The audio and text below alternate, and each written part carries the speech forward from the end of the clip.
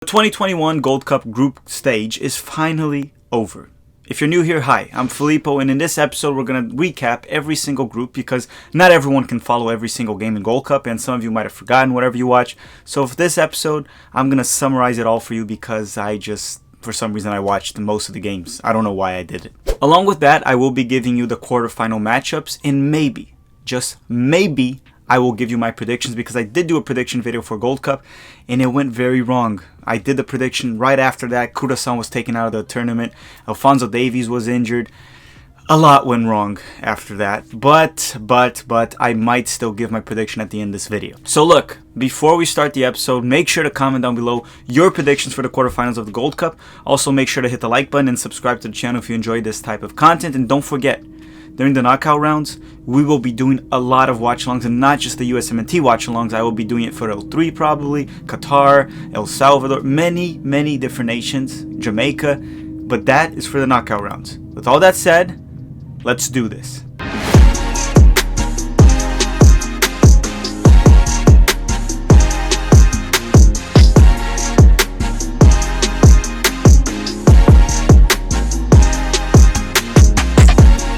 Okay, let's start with Group A, but just a quick update beforehand. CONCACAF has allowed nations to replace players for the knockout rounds if they have a serious injury or a serious illness. So any player that's injured, you will see them getting replaced. So Group A ended with Mexico getting the first place, El Salvador second, Trinidad third, and Guatemala fourth.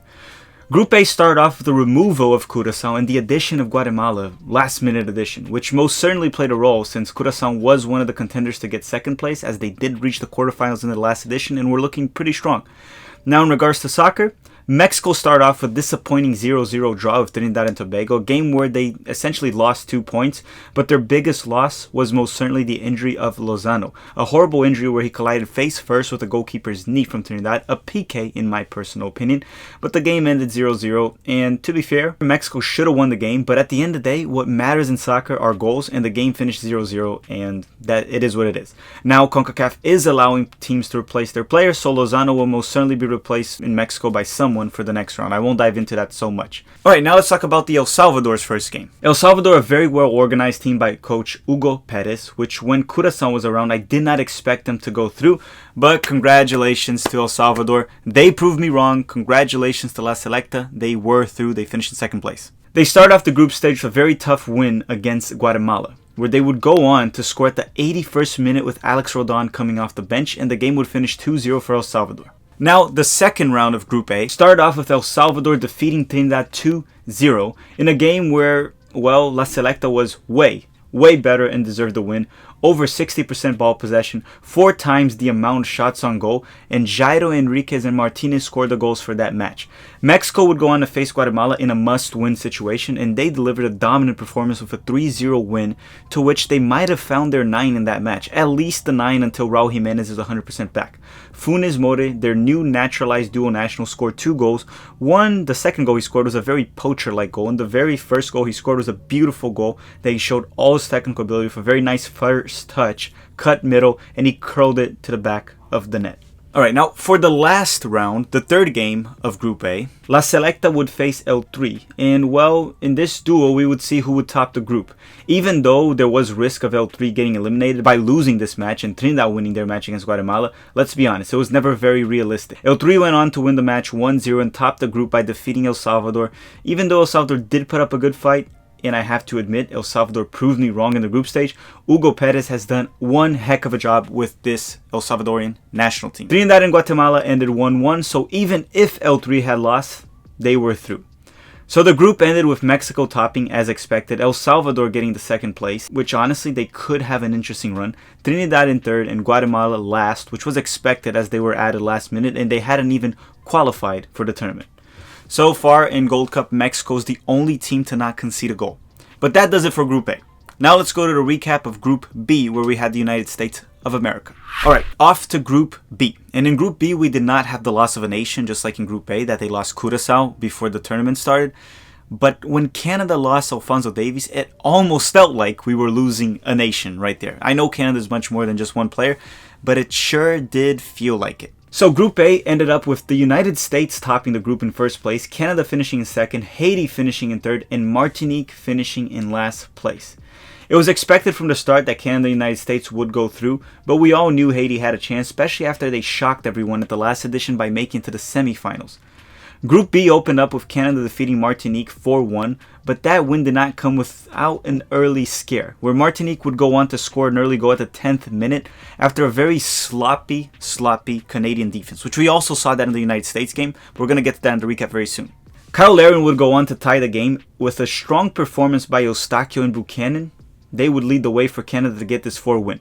The US men's national team opened up with Haiti in a match we got a nightmare of a lineup. It was probably the worst lineup we could think of, and Greg Berhalter went on with it for the Haiti game.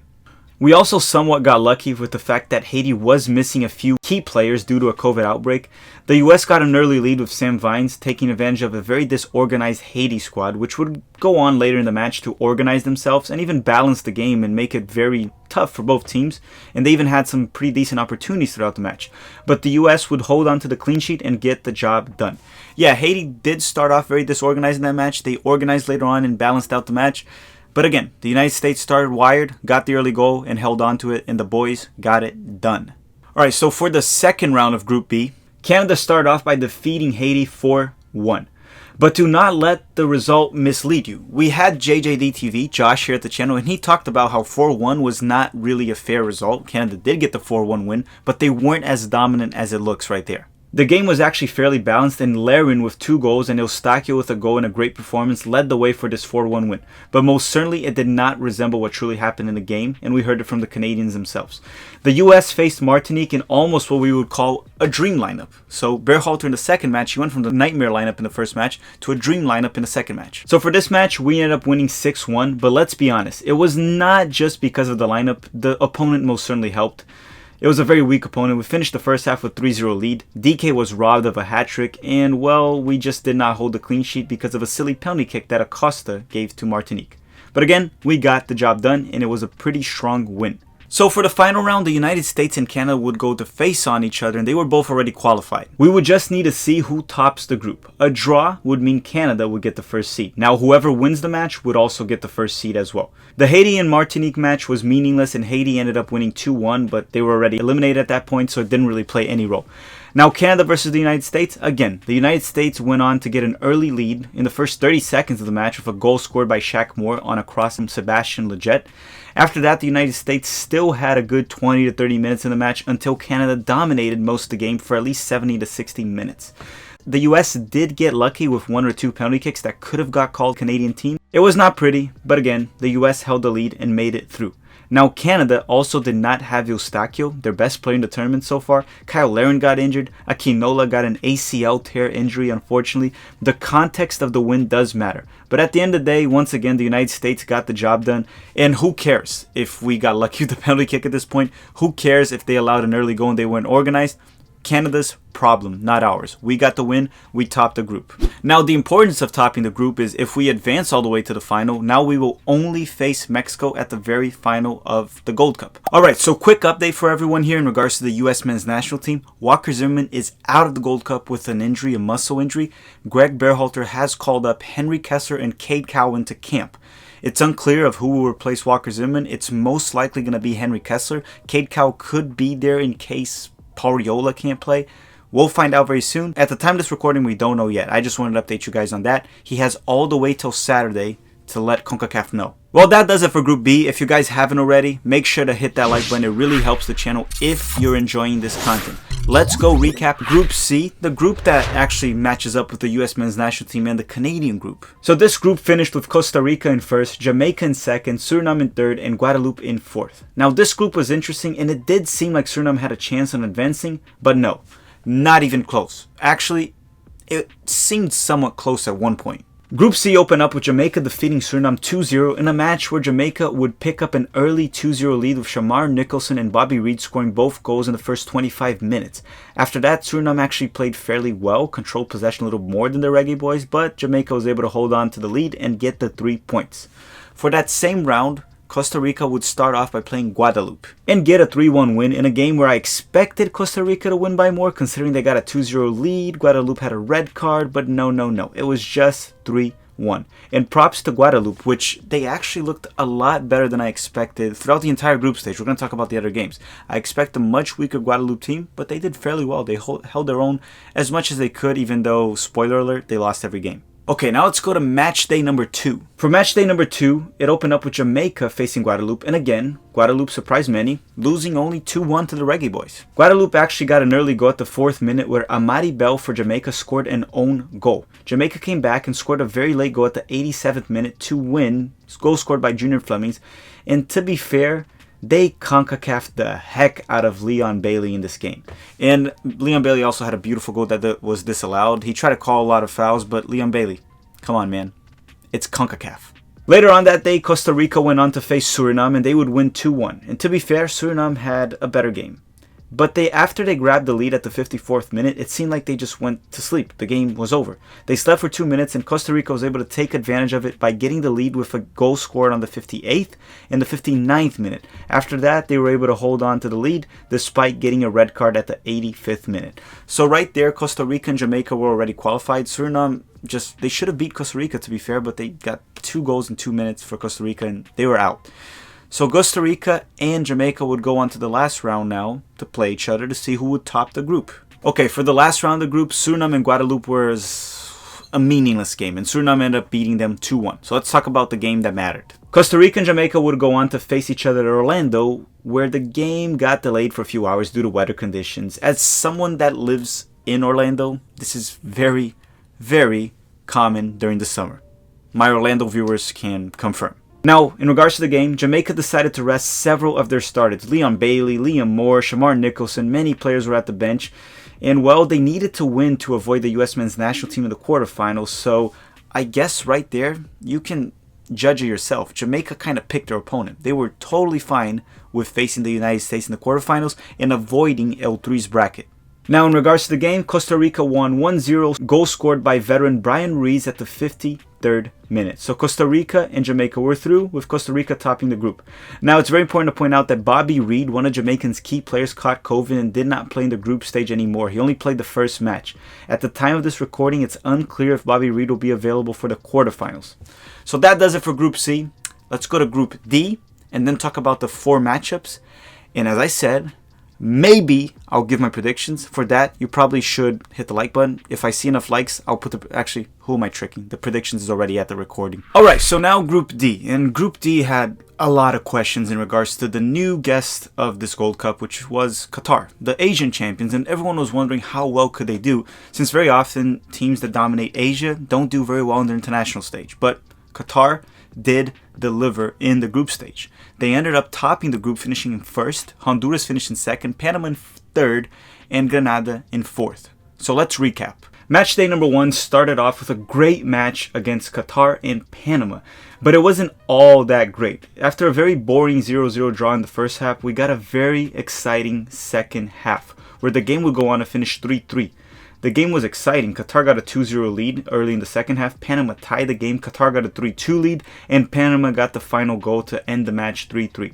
Akram Afif from Qatar was one of the most impressive players in that match with great performance along with a goal and an assist. Now, the second match of the day was Honduras, and well, they didn't really care who they were facing. They did rest a few guys like Ellis, Brian Acosta, Kyoto, but they still managed to beat Grenada 4-0 and start off the Gold Cup very strong, right where they left off from Nations League. So this Honduras team is actually not a joke. It's a pretty good team. I know they didn't finish in 1st in this group, as I said, but they start off very strong in this tournament, and let's keep going. Let's go to match day number 2. The second round of this group started off with Qatar running over Grenada with a dominant 4-0 win. Easy match. Afif again had a very impressive performance. He had a goal and an assist, along with just an overall great performance. But there's not much to talk about this match, just a very easy win for the Qataris. The next match, now Panama got themselves again in another great match. Panama just delivered great matches for us, at least for the first 2 of this group stage. Panama and Honduras faced each other on a match that would end up with Honduras winning 3-2. I would say Panama might even have played a little better than Honduras, but the game was back and forth. It could have gone either way. Honduras got the lead at the 21st minute. Panama would then go on to score 2 goals in the first half and get the lead. But in the second half, Alexander Lopez and Kyoto scored. Honduras got the 3-2 win, and that guaranteed their spot in the quarterfinals. So yeah, by then Honduras has 6 points, Qatar has 4, and Panama has 1. So for the last round of the group, Honduras was already qualified. Qatar needed a draw, essentially, and Panama needed a win. So let's talk about the very last match day of Group D.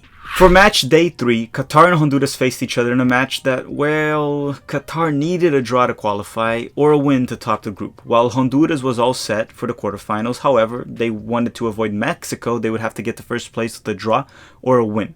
And, you know, it was kind of weird because Honduras was able to control possession very well, but not offer much of a goal-scoring threat throughout the match. Qatar was much more effective when they had the ball, and they ended up winning 2-0 to top the group. The other games started a little later than planned, and it was completely meaningless by then because Qatar had already guaranteed their spot, and Panama ended up defeating Grenada 3-1.